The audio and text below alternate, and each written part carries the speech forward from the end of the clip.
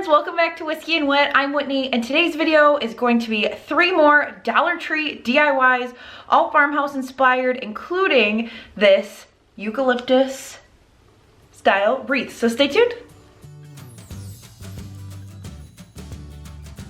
First up are these adorable little succulent pots, and I've been having a heck of a time finding any of white anything that will match my decor at the Dollar Tree. So I grabbed these 2 just random colored pots as well as these 2 succulents and decided to make them match my decor.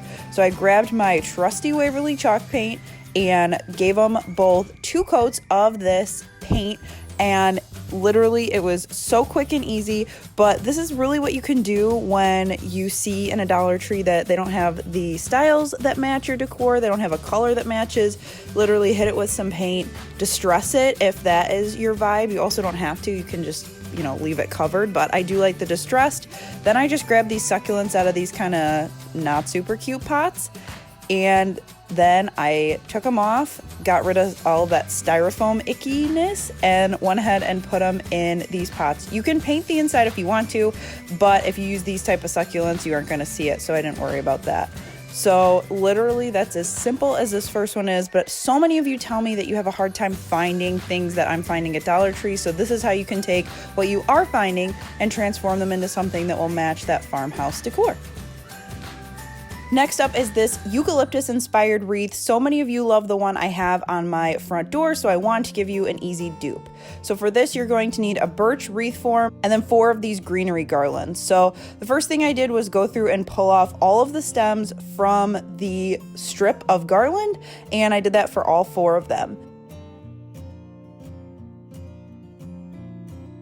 Then I wanted to make my base so that I could put it on these and make them a little more muted green. So I just put a little bit of water in a little cheap Tupperware that I had, and then I took some of my Waverly chalk paint on a paintbrush and just kind of swirled it around just to make that water kind of a milky consistency. You're looking for super rundown, super runny paint, so then that way it's going to spread very easily. You could also easily do this with acrylic paint too if you have that on hand from Walmart or somewhere else.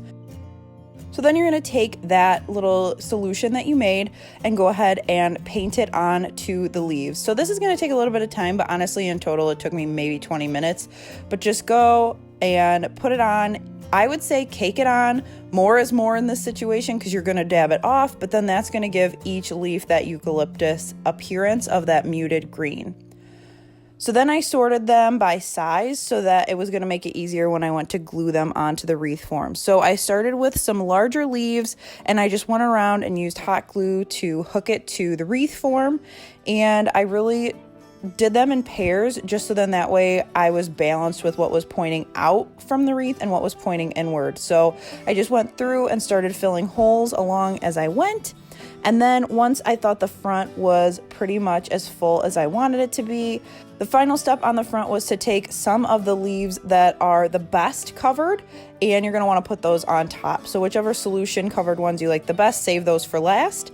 And then I put some on the back to fill it out. So I love how this looks. It definitely does not look like a Dollar Tree wreath. It really has that muted, soft, green eucalyptus feel, and you could literally use this year-round. Right now, I added a miniature version of the banner I made in one of my other Dollar Tree DIY videos, which I will link up above and down below, but it really makes it for Easter, and then I can take it off and move on.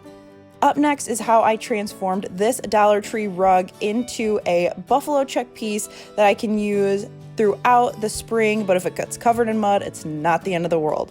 So you're gonna need gray, white, and black spray paint and also some painter's tape. Step 1 is to go outside and spray the entire mat with white spray paint to get a base.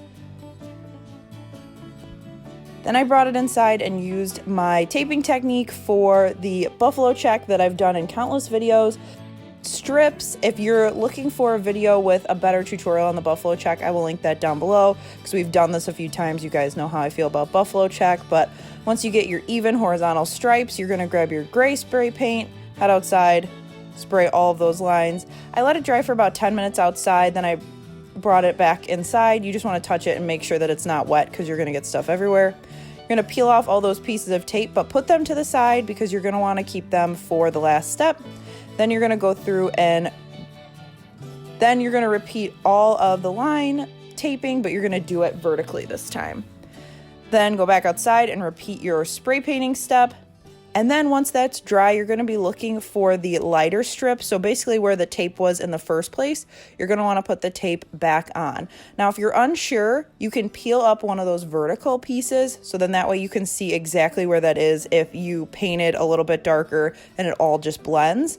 And the goal for this buffalo check is you want this next layer of paint to be where the lines intersect. So that's why you want the tape to go back over where you put it in the first place.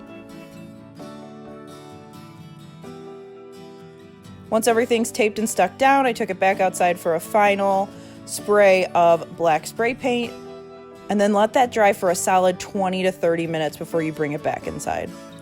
Then the last step is to just peel off the tape for the grand reveal. This is my favorite part. I made 2 of these, one for my front hall here by our coat closet for shoes, and it really matches this new home banner I put on our wreath. And then also I put one right inside the back door for Sebastian when he comes in from outside.